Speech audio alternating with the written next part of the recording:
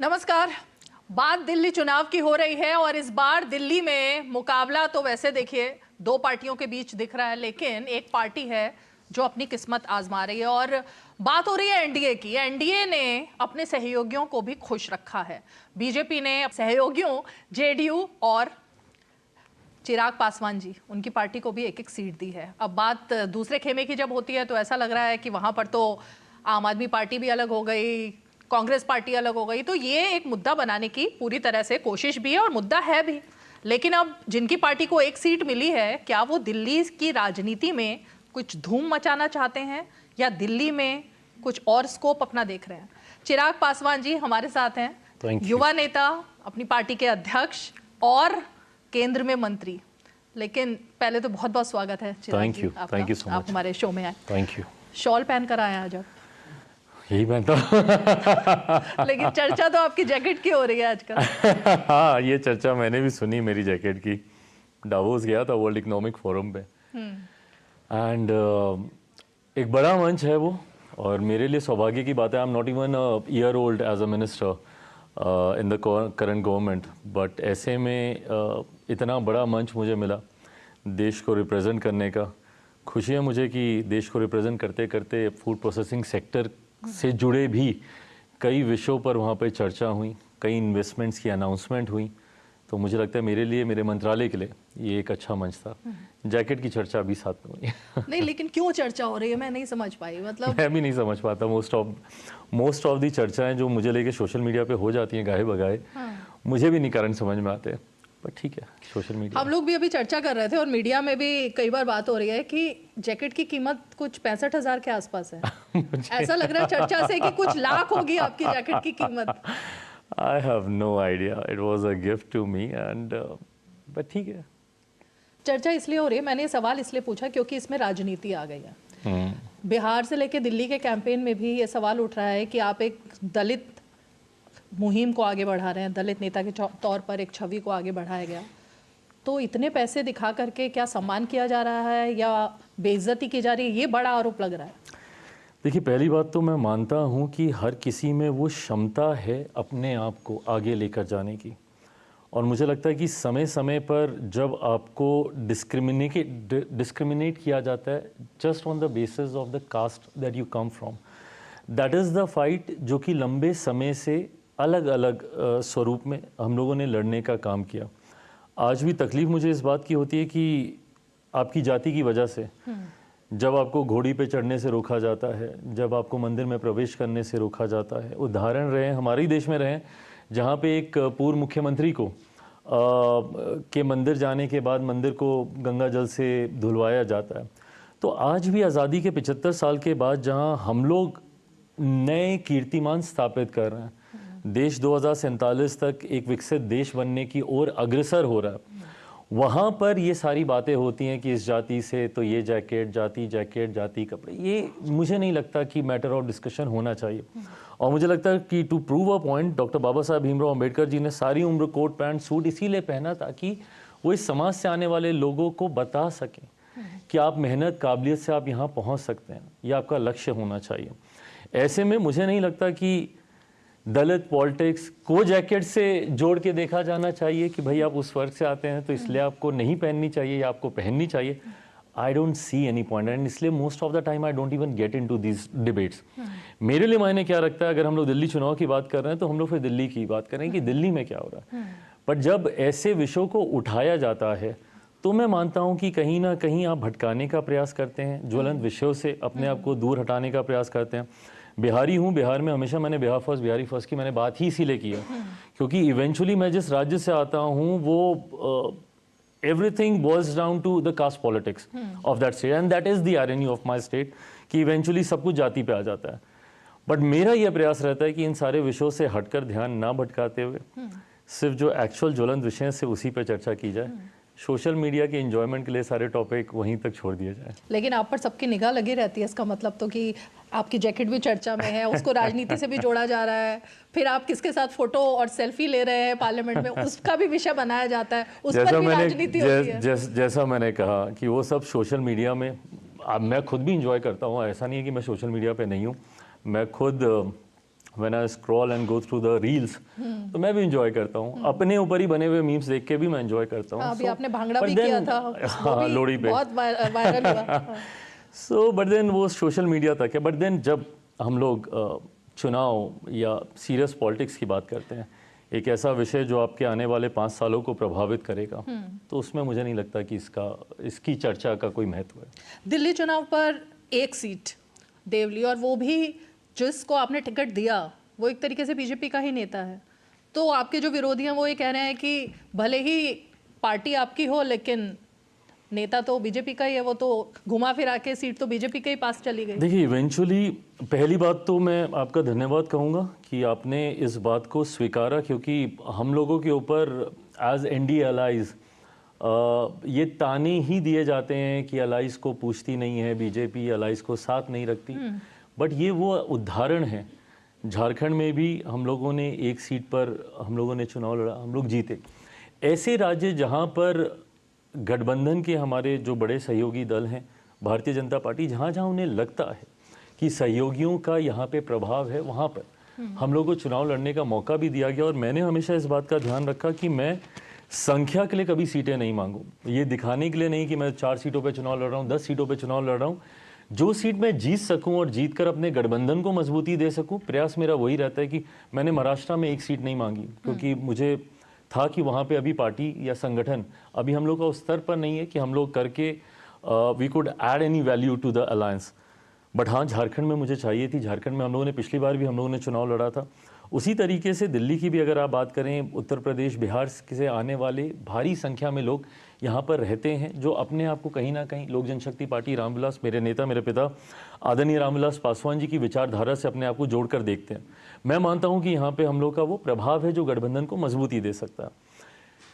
कौन सी सीट हम लोग को जो हम लोग जीत सकते हैं उसको शॉर्टलिस्ट किया गया, एंड ऐसी 5-6 सीटें थीं जो गठबंधन के सामने प्रस्ताव के तौर पर मैंने रखी कि इनमें से कोई एक सीट, मैंने कोई 4 सीट, 5 सीट, 2 सीट के मैंने दावे नहीं किए, क्योंकि मैं मानता हूं कि जब आप गठबंधन में होते हैं, सहयोगियों को भी आपको अकोमोडेट करना। जनता दल यूनाइटेड भी चुनाव लड़ रही है, तो मैंने इन सीटों का मैंने प्रस्ताव रखा था। उसमें से जो सीट मेरे खाते में आई, देवली की वो सीट थी। और जिस व्यक्ति का आप जिक्र कर रहे हैं, दीपक तंवर वहाँ से चुनाव लड़ रहे हैं। ज़रूर वो भारतीय जनता पार्टी के नेता रहे हैं, बट आप यकीन मानिएगा मैंने उन्हीं के लिए ही ये सीट ली भी थी, बिकॉज वो लंबे समय से मेरे साथ, पार्टी के साथ सदस्य के तौर पे नहीं, बट एक लंबे समय से वो मेरे साथ पार्टी की सोच, पार्टी के विचारों के साथ वो जुड़े रहे। और मैं भी चाहता था कि उनको एक मौका ज़रूर मिलना चाहिए। पिछली बार भी उन्होंने प्रयास किया, नहीं लड़ पाए, बट मुझे उम्मीद है कि इस बार ना सिर्फ वो लड़ेंगे बल्कि जीतेंगे भी। आपने एक नारा दिया उनकी सीट पर जब आप कैंपेन के लिए आप बात करते थे, नई उड़ान भरने की तैयारी में है दिल्ली। तो ये नई उड़ान मतलब क्या, कि सब कुछ रुका पड़ा है क्या दिल्ली में? कई तरीके की बातें हो रही हैं, मुद्दे भी बहुत सारे हैं, तो ये नई उड़ान मतलब उसका क्या पैमाना आप दिल्ली में मान रहे हैं?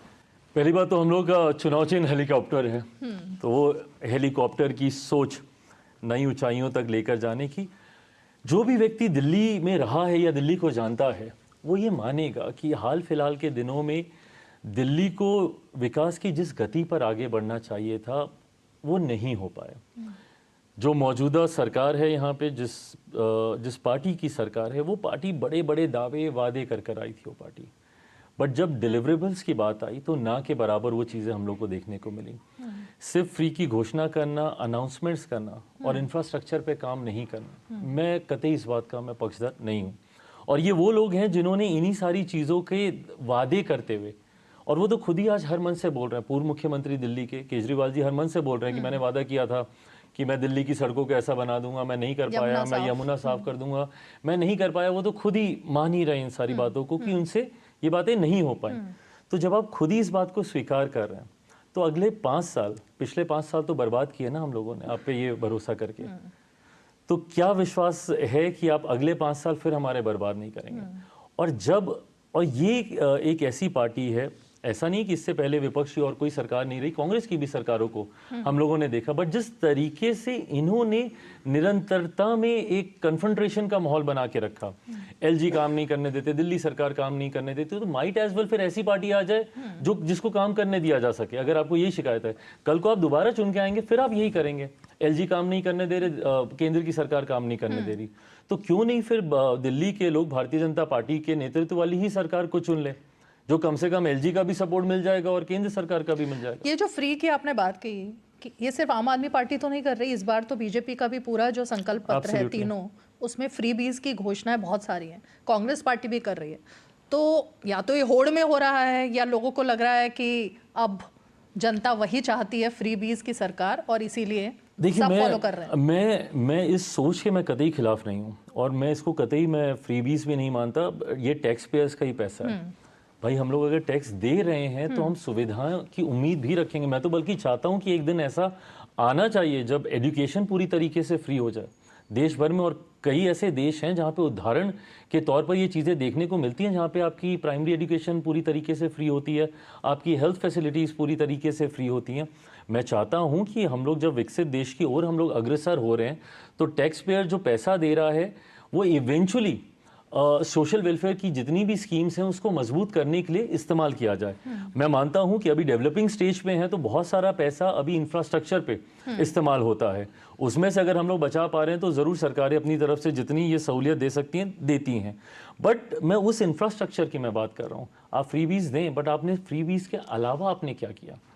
आपने दिल्ली में जिस तरीके से इंफ्रास्ट्रक्चर खड़ा होना चाहिए, आप जिन झुग्गियों की बात करते हैं, आप जिन स्लम्स की बात करते हैं, वहाँ पर आपने बुनियादी ज़रूरतों को मजबूत करने के लिए आपने क्या किया? सवाल उस पर है।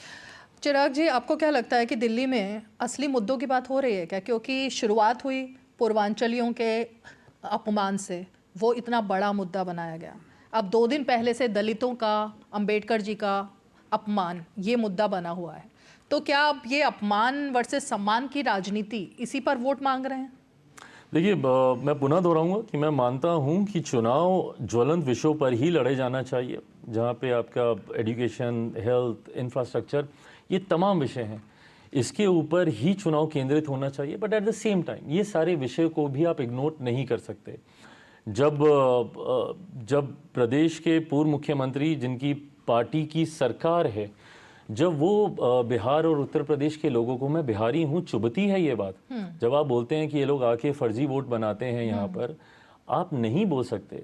और आप पूरे एक प्रदेश को और उस प्रदेश से आने वाले हर एक व्यक्ति पर आप ये तोहमत लगाते हैं, जब आप बोलते हैं कि यूपी बिहार के लोग आकर यहाँ पे फर्जी वोटर आईडी बनाकर चुनाव हरवाने का प्रयास कर रहे हैं, आप ये तोहमत लगाते हैं। तो ऐसे में इस बात को भी कतई इग्नोर नहीं किया जा सकता। ये सारी बातें जब होती हैं ना, तो आपकी मानसिकता को दर्शाता है।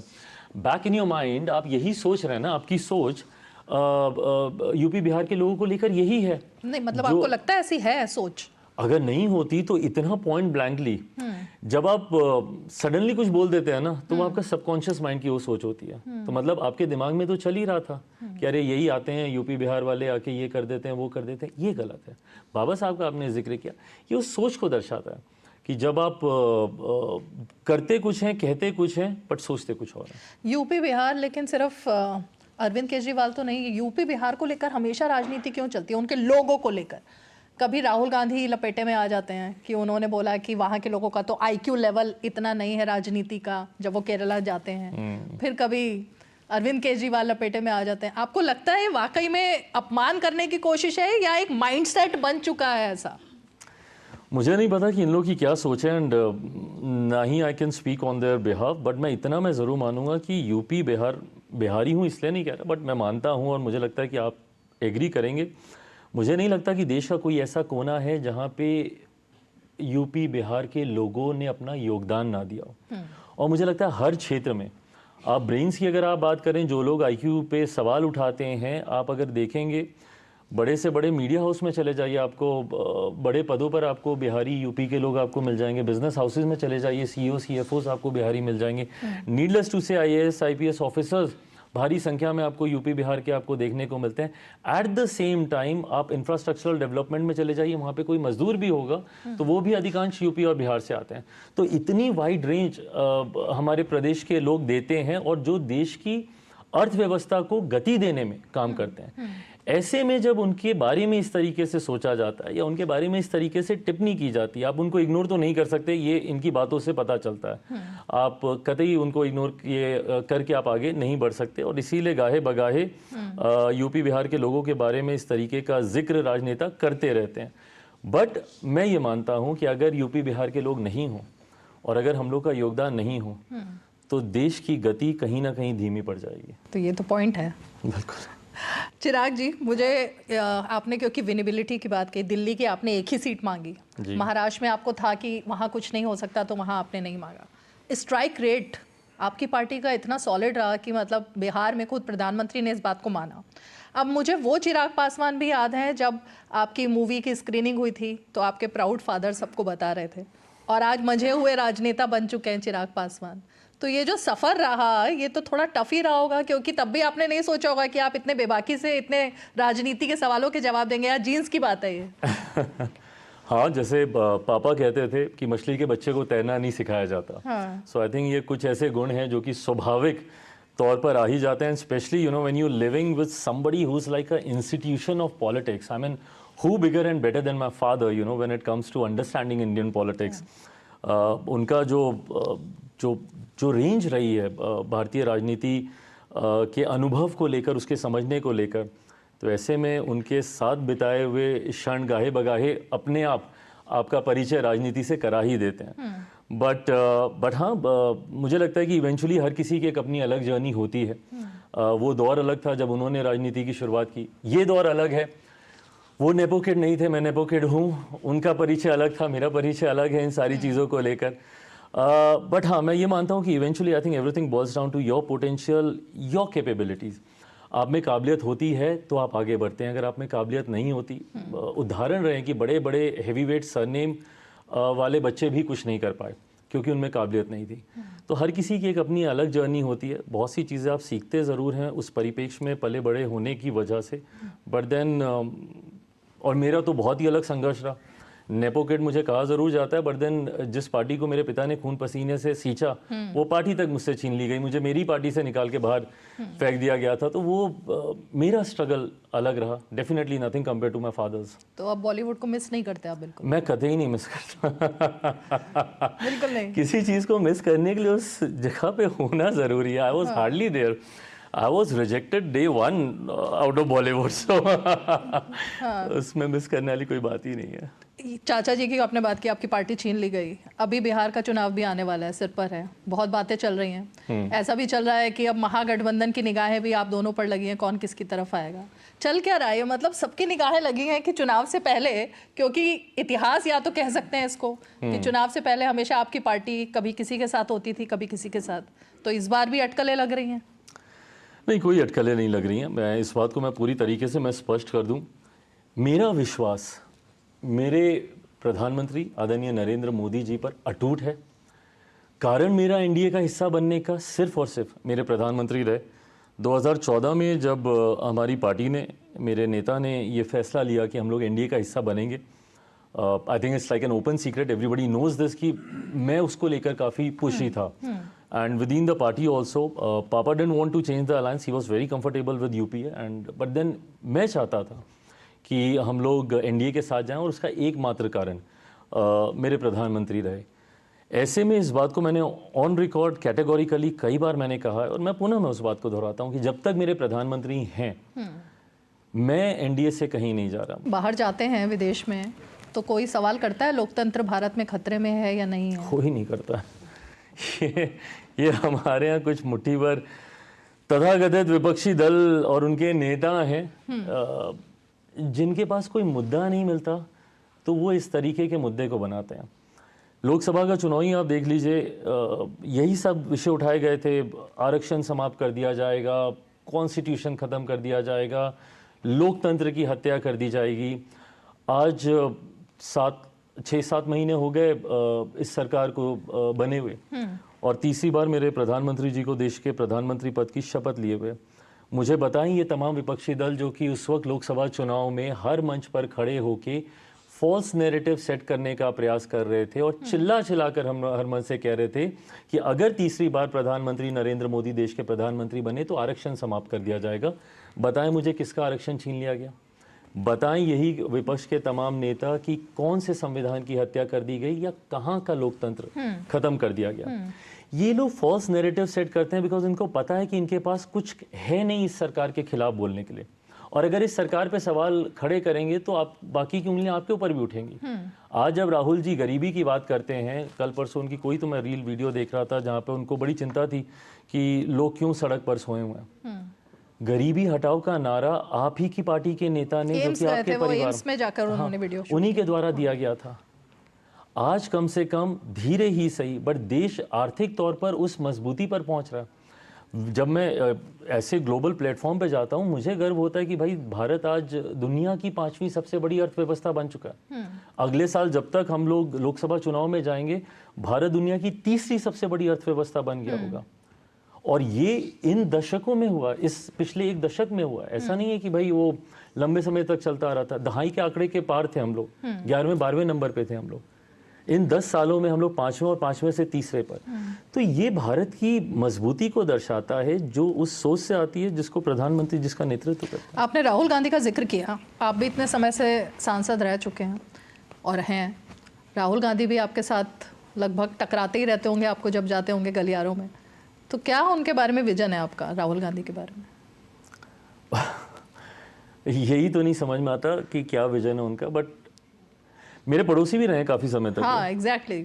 जनपद पे जब मैं रहता था तो लंबे समय तक वो मेरे पड़ोसी थे। संजोग से अब जो इस नए घर में भी मैं जा रहा हूँ वहाँ पे भी वो भी सुनहरी बाग में ही है, तो हम लोग का पड़ोसियों वाला ये रिश्ता लंबे समय तक चल रहा है। बट हाँ, I have no idea and to be very honest I am not even focusing because I don't understand the vision of the Congress party itself. नहीं समझ में आता मुझे कि किस सोच के साथ कांग्रेस पार्टी आगे बढ़ना चाह रही है, अपना रिवाइवल कैसे देखती है। जो पार्टी 3 डिजिट में नहीं पहुंच पाई वो जश्न मनाती है और दूसरों के ऊपर उंगली उठाती है।